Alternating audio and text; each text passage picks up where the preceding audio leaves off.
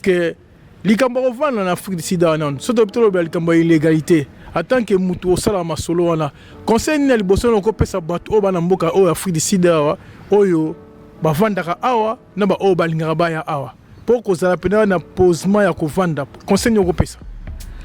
Alors ngai conseil na kopesa te mais na kolobela mingi procédure légale au Monique non na ligne en Afrique du Sud ni na koko sala.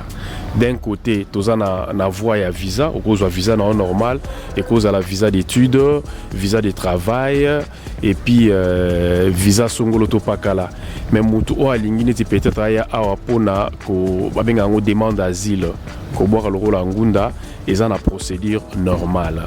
Mais actuellement malheureusement il faut yeba ministère intérieur depuis maintenant je crois c'est 2 ans à kanga ki ba porte naie azoko pesa sous batu mikandate.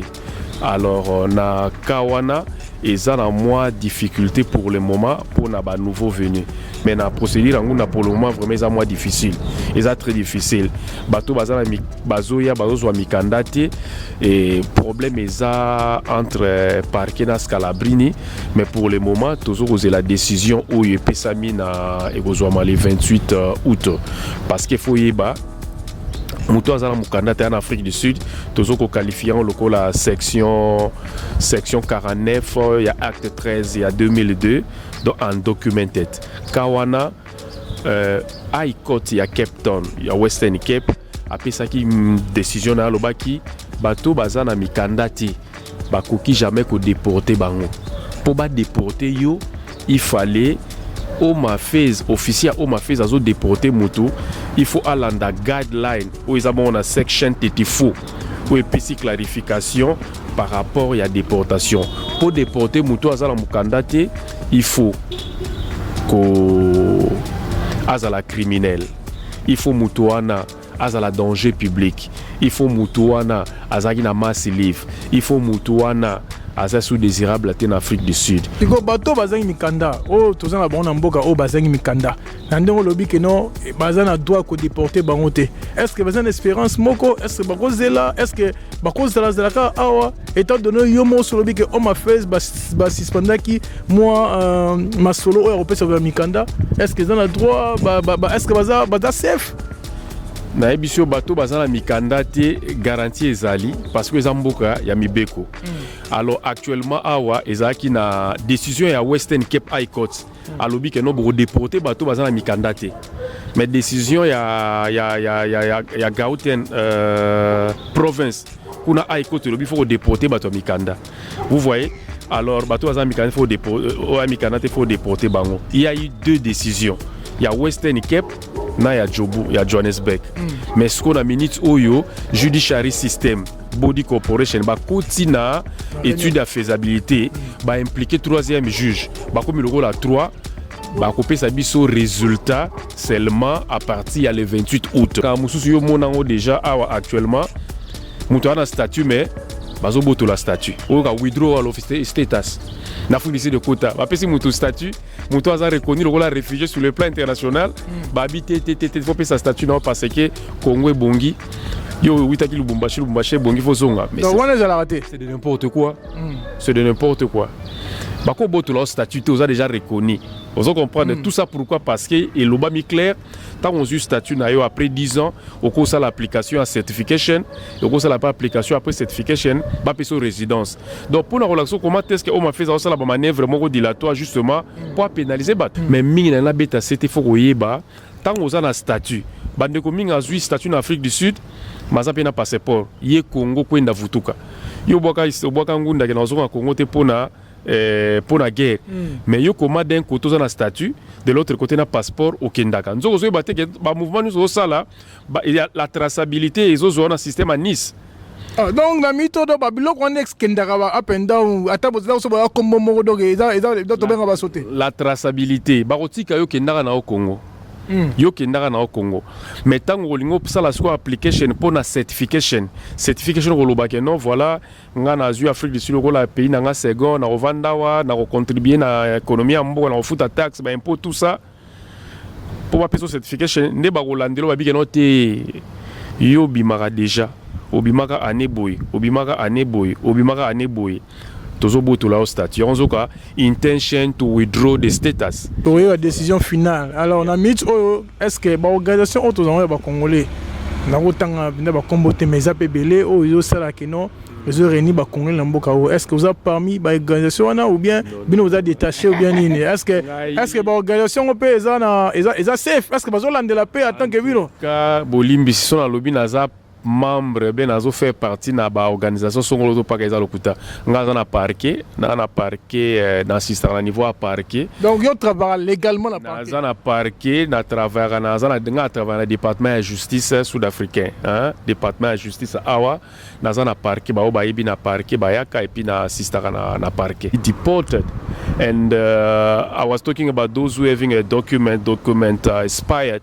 So those people falls under section 37B.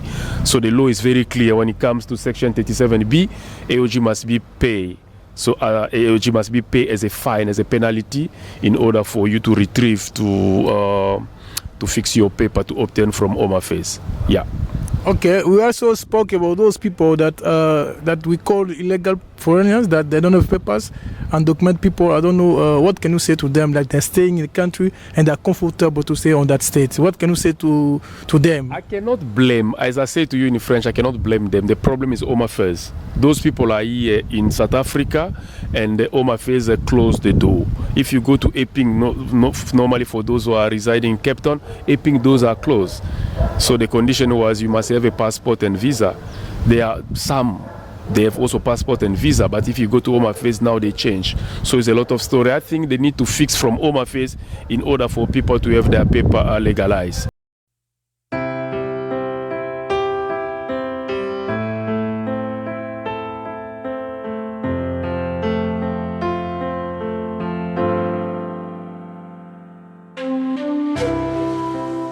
Que la jeunesse montante puisse s'intéresser à la politique. Il y a la richesse dans ce pays-là, il y a tout dans ce pays-là. Tant que les Aïvois jeunes, qui aujourd'hui à 19 ans, 20 ans, 30 ans ne veulent pas s'intéresser, un beau jour, il y a des gens d'à côté qui iront prendre ce pays-là et ils se mettront à genoux pour commander leur propre richesse. J'appelle à toute la jeunesse de prendre conscience qu'ils doivent faire la politique. Yeah, bonjour chers téléspectateurs, Nassir Boumouda Baïma Tozana Awa. Écoutez le na Tongo Boutou bien moi. Awa to la Cape Town, plus précisément na Pérou. Place na Koutana Ndeko, oyo communauté congolaise ya Cape Town, ya Fudi Sumba Baebi. Moi présenté Zate, a se présenter mo bat bazo tala ba monaye pour boyokae. Bonjour monsieur. Bonjour, Mopanzi Sango. Na habité Batbazo Talo Mokil Mobimba, Kombo Nani, Ozanani. Kombo Nangai, Papa Blaise, na Zabongo officier à parquet, na sister na matière ébélée, matière Italie immigration, matière civile mais aussi pénale, et puis matière Italie small claim. Donc mutalo kwana nyongo na yo oyebi tendeni noko sala pozo yango et puis na assista rapé na ba matière wana et puis na travailler ensemble na ba avocat ba collègue awa na Afrique du Sud to assista rapé na ba matière Italie ba révision judiciaire, c'est-à-dire ba pesio mas livre ni noko sala pour que ozongisa mukanda no en ordre. Voilà un peu. Ok, donc misala nyonso wana o salaka o tangi o bandeko bayoki. Est-ce que ils ont un bureau moko précis place bako kutela yo, je sais pas numéro moko parce que au tangi mambo belé o ils ont vraiment mutuya na mutu o aza na mboka ya mupaya.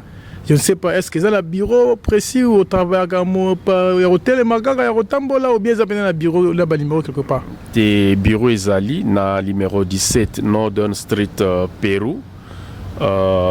Numéro Isabongo 068 306 45 83. Bongo fixe nanga ezali 200 plutôt 021 109 02 01. Wana ezabongo fixe so benginga na nzela asinga ozwanga pito ko assister. Ok, en tout cas merci ba téléspectateurs boyoki ba numéro ba bureau ba adresse à bureau pesami. Nasi bon on a écran na se ezokoma wana oyo aza na mutuya oyo aza na question oyo aza na message bien na likambo ekoyela ye par rapport ya makambo asalaka bokoki kobenga ye aza vraiment disponible mpona bino. La raison pour laquelle toluki yo tolongwe mosika to kotala awa na pale tosola makambo oyo ezoleka na Afrique du Sud awa makambo oyo ya immigration et surtout ba Sud-Africains batombeki de part et d'autre balobi que non bato faut babima na mboka na bango, c'est-à-dire bango bazoloba ya ba sans papier bato baza illégal. Est-ce que likambo kovanda na Afrique du Sud non soto bitolo ba likambo illégalité en tant que mutu osala masolo wana conseil ni liboso na kopesa bato oyo bana mboka oyo Afrique du Sud awa oyo bavandaka awa na ba oyo balingaka baya awa pour kozala pena na posement ya kovanda conseil ni kopesa. Alors ngai conseil na kopesa te mais na kolobela mingi procédure légale au monique non na lingi na Afrique du Sud ni na koko sala. D'un côté toza na voie ya visa au cause visa na normal et cause à la visa d'études, visa de travail et puis visa songolo to pakala. Mais mutu o alingi ne peut-être ya awa pona ko babenga ngo demande d'asile. Koboka lokola ngunda eza na procédure normale. Mais actuellement malheureusement il faut yeba ministère intérieur depuis maintenant je crois c'est 2 ans akanga ki ba porte na ye azoko pesa susu batu mikanda te. Alors na kawana eza na moi difficulté pour le moment pour na ba nouveau venu. Mais aussi toza pour le moment na dossier ezaki entre Scalabrini na ministère à Home Affairs parce que ministère à Home Affairs abaki abike non pour na bato asika pour assister yo il fallait ozala bongo na passeport na visa so y na passeport na visa komi awani to ko assister yo mais nzoka nde en réalité za bongo te so ke na passeport na visa balobi tango yo zwa ki visa na yo komi awa il fallait normalement au changer statut te. Pour y avoir changé statut na yo, faut aller na passeport mais na visa circonstanciel. Visa circonstanciel so y na on dit ba ko changer ba pesa yo ngunda mais na procédure ngunda pour le moment vraiment ça moins difficile. Et ça très difficile. Bato bazala bazoya bazozwa mikandate et problème eza entre parquet na Scalabrini mais pour le moment toujours la décision où y pesa mina et kozwa le 28 août parce qu'il faut yeba muto azala mukandate en Afrique du Sud tozoko qualifiant loko la section 49 il y a acte 13 il y a 2002 donc undocumented kawana high court il y a Cape Town il y a Western Cape après ça qui décision na lobaki bato bazana mikandate bakoki jamais ko déporter bango pour ba déporter yo il fallait Home Affairs officiel Home Affairs azo déporter mutu il faut aller dans guideline où ils ont une section TT4 où il y clarification par rapport à la déportation pour déporter mutu azala mukandate il faut ko azala criminel il faut mutu wana azala danger public il faut mutu wana azaki na mass live il faut mutu wana asa sous désirable en Afrique du Sud. Beaucoup qui ko déporter mutu na pesi ba condition wana za na ba critère wana. Mais mutu za na ba critère wana te mazana mukanda te beaucoup ko déporter te. Mais la katia mukete na yebi ko so la kitoko o so aninga papier tanzo ba visa circonstanciel wana ba musu ba comprendre était premièrement deuxièmement tanzo ba mova section 49 je crois 49 ba comprendre les pénalités mais sur le terrain tout le monde m'a monnaie za bon sur le terrain tout le monde a que oui ba ipaka est-ce que na habité qu'est-ce au moment où la foule ici sur le mode de tango na kimuku c'est moi résumé et ça non ndenge nini mambo tozo mona lelo bato bazolanda baba ba sans papier sur le mode de tango dans 2 minutes moi résumé muke. Est-ce que bazana règlement bazo sala est-ce que fallait la bongo est-ce que biso beton faut comprendre que na mboka bato faut za ba papier to vendre ndenge wate oui zo les gars l'Afrique d'ici na beaucoup c'est la criminalité c'est la violence parce que na zo expliquer au mibeko ezanini tant longtemps que ba section les até na constitution à Congo eza awana na ba loi la bango ya immigration toza na section 49 ingolo ba moto azata mokandate to ana section 37B ingolo ba ke moto azala mokanda mais inspiré la loi est claire. Babi moto aza mokanda est inspiré, il faut foutre pénalité. O abengi en anglais AOG, admission of guilty, bo pesi mokanda na ye. Mais sikoyo to zape na guideline où ils ont permettre déportation en tant que dans section 34 motoni beaucoup déporté loi epesi ndingi ça face à la criminelle face à la danger public yo kanyi moto mokanda to kozong c'est mbokane pourquoi ils ont ça en Afrique du Sud c'est la violence ils ont la criminalité ils ont muté mamabe. Mais est-ce que bino bato loi boyebi loi mboka oyo mais tant que ça bon est-ce que bino bozala ba réunion na bato oyo et en droit oyo baza censé ba contrôler makambo oyo bango bazolo banini ba mikonzi oyo ba sud-africain la police et immigration la bango concernant oyo oza nandenga papier ou les criminalité? Non mais écoutez tout ça la réunion la bango té violence union soit punissable par la loi.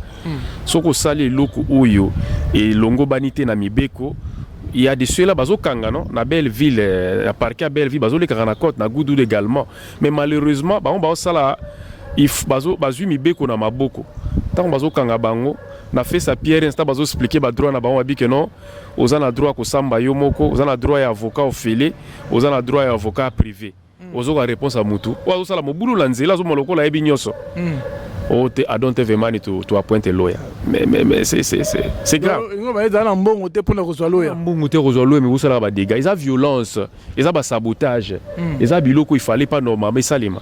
C'est ça. Si go bato bazangi mikanda, oh tozana bona mboka oh bazangi mikanda.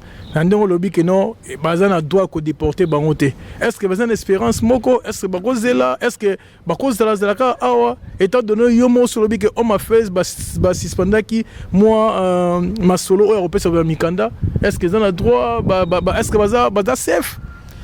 Na ebisio bato bazana mikanda te garantie ezali parce que zamboka ya mibeko. Alors actuellement awa ezaki na décision ya Western Cape High Court alobi que no bo déporter bato bazana mikanda te. Mais décision ya Gauteng province kuna High Court lobi faut déporter bato mikanda. Vous voyez? Alors bato bazana mikanda faut déporter bango. Il y a eu deux décisions. Il y a Western Cape na ya Jobu ya Johannesburg. Mais ce qu'on a minute oyo judiciary system body corporation ba kotina étude à faisabilité ba impliquer troisième juge ba comme le la 3 ba couper sa biso résultat seulement à partir ya le 28 août ba lobi boy na ba parquet nyoso na ba magistrature nyoso bokoki jamais ko déporter mutu oyo azangi mukanda cause la décision ou ekosali mais kopesa seulement le 28 août 2026. So you cannot deport anybody pending the outcome which will be given on the 28 August 2026. Voilà décision to osela. Donc muto amukana ta famille amela mai ti le 28 amela mai et voilà. Okay. Yes. Si on a mis oyo, tous les mboka oyo, tous les membres salama. Comment dirais-je? Nakolo bandeti. Est-ce que tu as remarqué que tu as belé la négligence de mikanda? Pour te dire que les mboka bato vandi quand même faut ça identifiable. Ndeto lobaka. Moi fingerprint na home affairs pendant ce même à tel le so bala besoin pour ça casier d'ici là so que la police au rotement misapina yo. Ce que les gens font la banque à compte, tout le monde a que la banque est allée à tout font la mikanda au bengi ba aslam ba au benga bangunda. Est-ce que ba congolais bazo vanda na système que non mama mukanda bazo landelango de prêter que avant dina to tamona mboka bo yo risque ba ndeni. Non na kolobate que non conseil na opesa na bato bazo négliger mikanda, je ne dirais pas ça. Mais là on a kolobele la mingi ezali mutema mabe ya Home Affairs par rapport ya bato ba osala application ya mikanda neti na tango oyo bato baye mais bino bokangi Home Affairs vous comprendre ezo causer tort na ba réfugié wana eza 1 de 2 muto azala mukanda kalezalaka soko ngo estenda mukanda na yo ke opesi na maboko ko ke ne même ito pesi muninga ke babeti caché babeti lope caché ba obeta papeta 4 5 oui nanda ko pesi bato mais ce que comme il faut à la sur place ba changer habit que comme online il faut à la facile ko leka kutu aspect physique mais yo kotina mukanda na yo on m'a fait pas répondre loko eza online et ko sala même sous 3 mois ko sala 4 mois kala système ezali ba système ebele mais ce que comme ka système moko ba benga ngo NIS, National Immigration Information System. Comment se fait-il mutu oyo azana Cape Town ozo benga ye akende bongo na Pretoria pour na bongisa mukanda?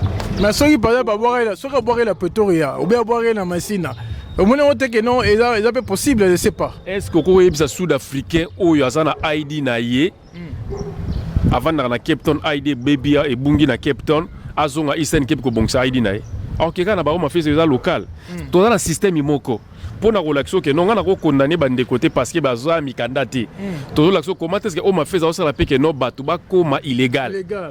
Vous comprendre? Faute mingi eza côté na bango. Da baza pesa ba mikanda te. Est-ce que en tant que membre de la communauté, en tant que bateau bozo représenter ba imboka kuna.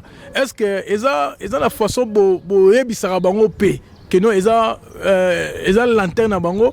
Ils ont peut-être un mood na bango to bengi que bazo pesa mikanete yango ezo cause tort. Est-ce que vous avez pesa bango ezo sinale bango pour répondre boy.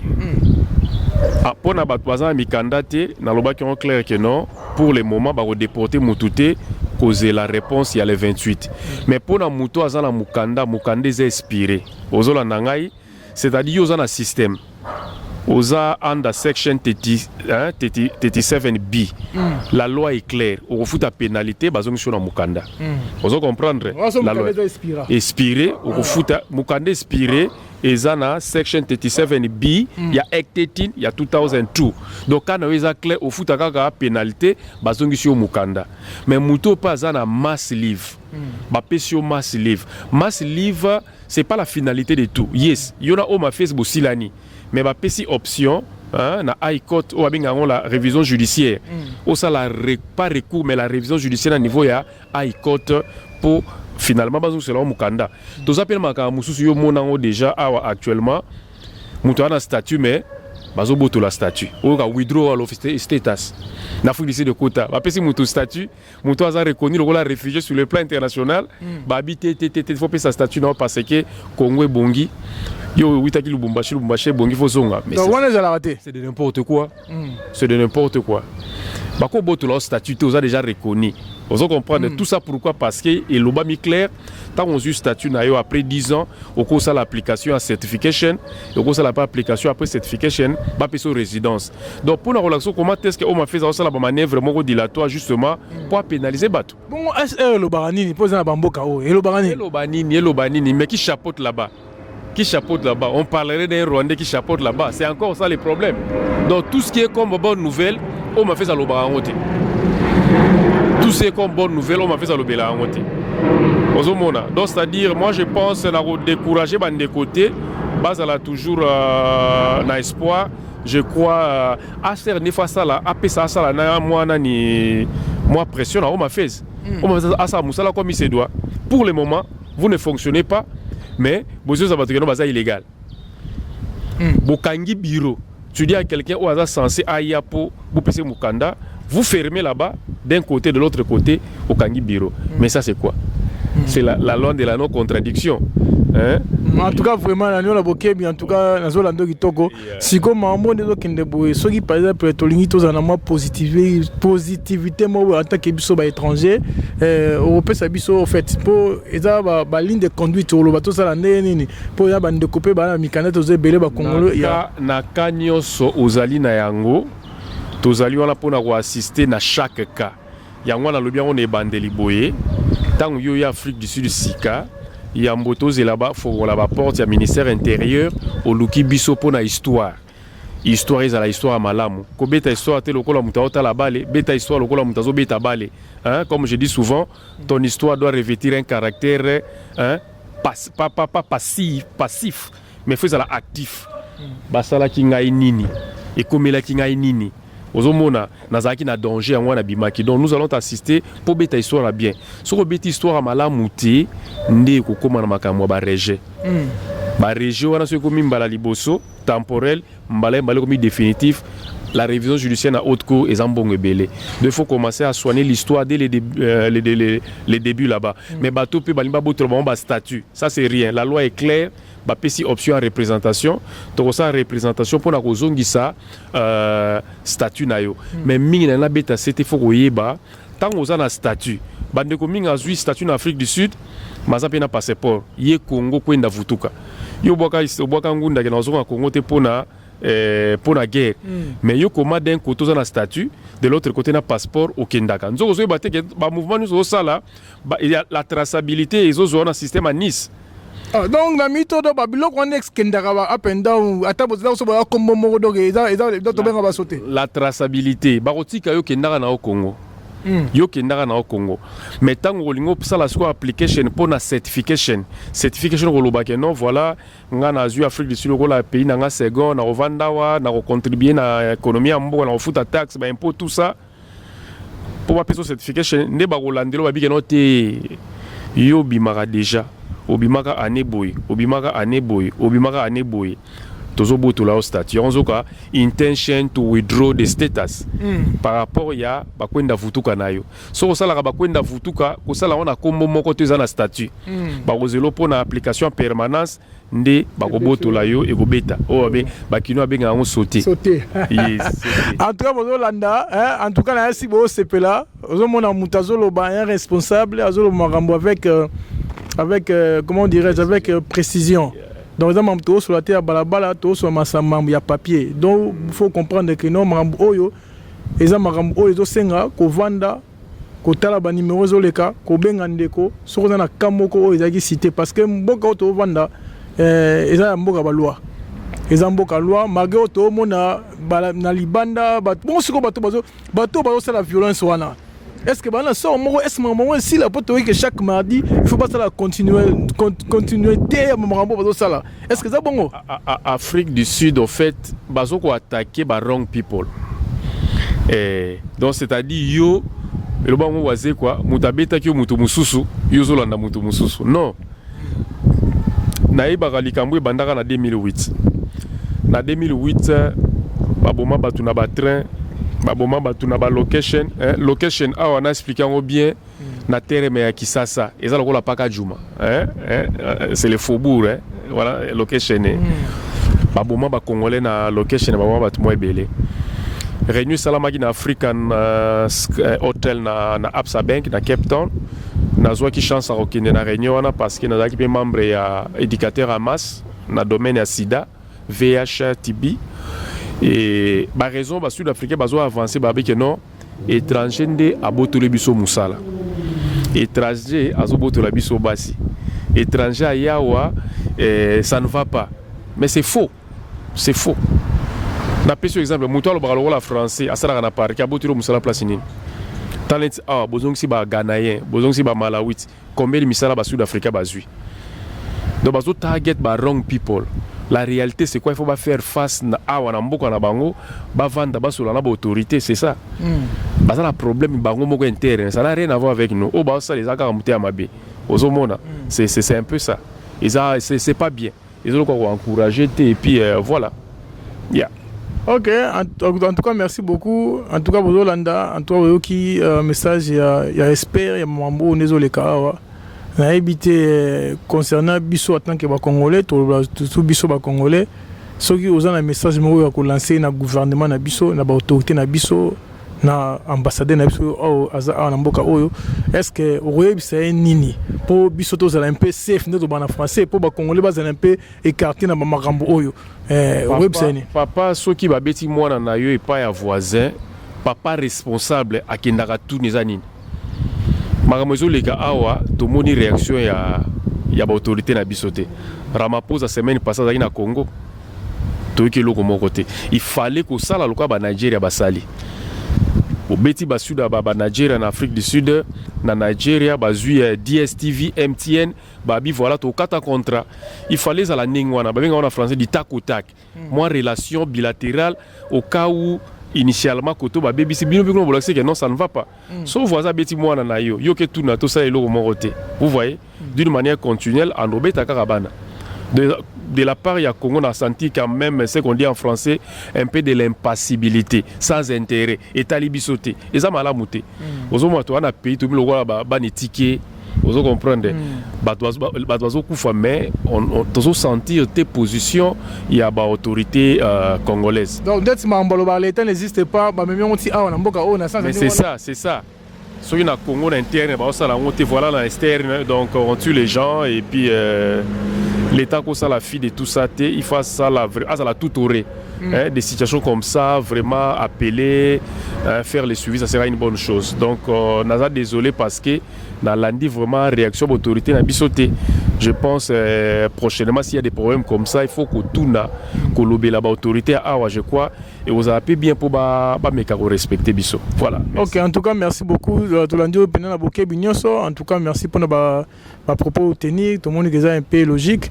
Na habité siko na ndenge tovani na mboka oyo batu nyonso ba comprendre que oza na mukanda te oza toujours na chance ya kozela peut-être ndem espère à lobby ya kozela na nous le 28 août à partir de wana toye la décision finale. Alors on a mis est-ce que ba organisation auto ba congolais na kotanga binda ba kombote meza pebele o yo sala que non les réunis ba congolais na mboka o. Est-ce que vous avez parmi ba organisation wana ou bien bino vous avez détaché ou bien nini? Est-ce que ba organisation on peut eza safe? Est-ce que bazo lande la paix en tant que bino ka bolimbi si son na lobby naza membre ben nazo faire partie na ba organisation songolo pa kaza lokuta ngaza na parquet na assistant na niveau à parquet. Donc yo travaille légalement na parquet. Naza na parquet na travailler na travailler département de justice sud-africain département de justice awa naza na parquet ba obayibi na parquet ba yaka et puis na assistant na parquet. Voilà, merci. I would like you to speak in English as well. We got some other people of the countries and maybe Africa, they can listen to you. Maybe they can get some advice. No? Can you just try to do a summary for what we spoke about at the ESPA? Yes, as I said that my name is Blaise. I'm a court official. I would like to summarize what I said in French together also in English.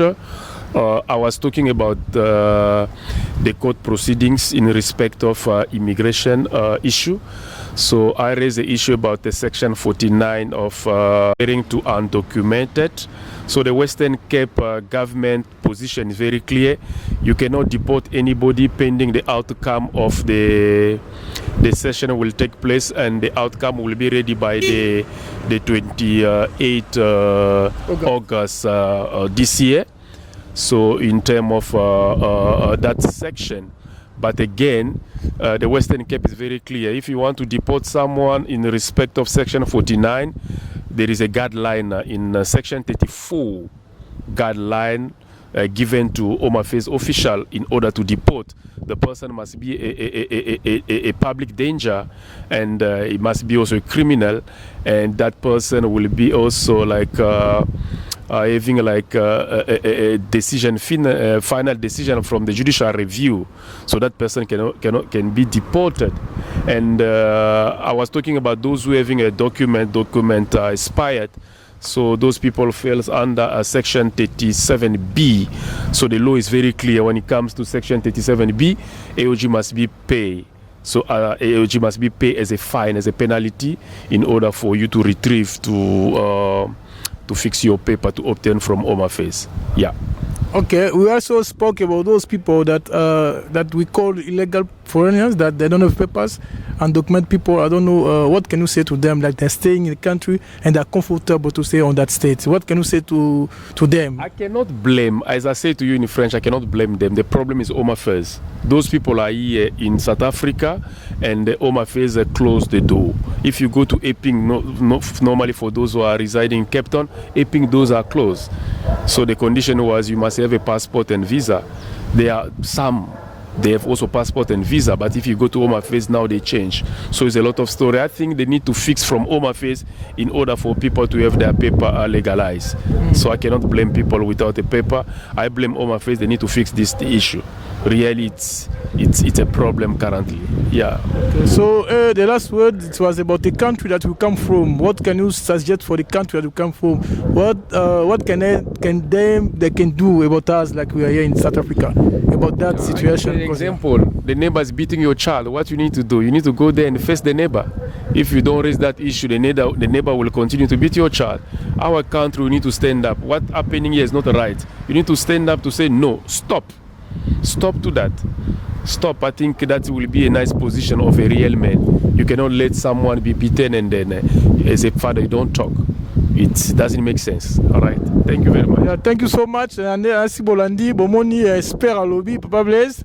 Je pense que eza pendant na show to ça l'émission est bien to vendre to solango avec débat to comprendre que c'est passe na mboka mais to za to gada. En tout cas, merci beaucoup. Un petit message à Souka, na Bolanda biso, je sais pas. Toza la moi feti na ndaku, neno ke nembango pona assister maman na beti moi 1 heure di banda. En tout cas, le la mon pantisango lobi to vendre un jour to me loba d'une manière précise en détail concernant l'affaire État l'immigration. Merci. Ok, en tout cas, merci beaucoup. Bon, dans l'émission, il y a Moussou Segeya. Bon, s'abonner, Nezala Kaka. On va trouver les gens qui sont responsables de la communauté. Parce qu'on n'a plus de temps de perdre. Tous on a tenté de perdre, apporter rien à la communauté. Donc on doit chercher les gens qui savent, au bureau, au bazar légal, pour un peu là. Parce qu'il y a beaucoup de gens qui mentent, il y a beaucoup de gens qui parlent dans les réseaux sociaux et ils ont compliqué surtout au Congo. Mais ndebo qui bateau bana sans papier, ba ça na robanga mingité, margué bandungu ngezali, mais dans ba procédure ba zong sabat namboka. Donc c'est un peu ça ce qu'il a dit le 28 août, ba repé sa décision finale pour na concernant batouana o bazangi ba sans papier et à partir de là ils ont appelé malamu mingi soki ba ambassade na biso soki ba association na biso tona wala mboko yo ba koti makambo oyo ba canaliser na ndenge ya malamu po bandeko bazonga oyo bazangi ba papier te o bazanga papier bazanga besoin otikala batikala. Donc c'est un peu ça. Que Dieu vous bénisse. C'était Sarah Cole. Tous les gars à rouler kaleka. Merci, je vous aime trop.